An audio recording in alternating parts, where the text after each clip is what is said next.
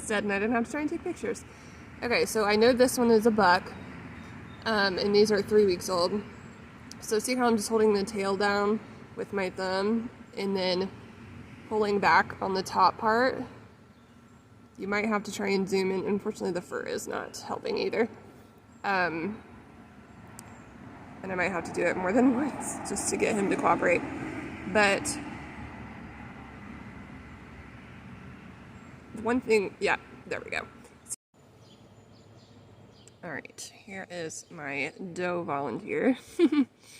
All right, so I'm just pulling down on the tail again, pulling back the fur.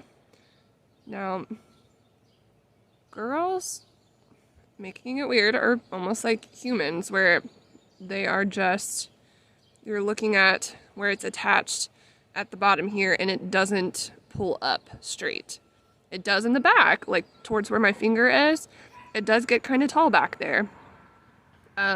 But it still is attached lower down here, if that makes sense. The trouble is when you try and do it too early, you can't manipulate this nearly as well. All right, let me see if I can fit her under here. I went and got a 10-week-old doe, so she was bigger, so you can see a little bit better. Okay, I'm gonna try and make the coloring a little bit easier to see, but see how she is also? Yes, she's standing up in the back towards my finger, but it is still attached to the bottom. See how it almost splits?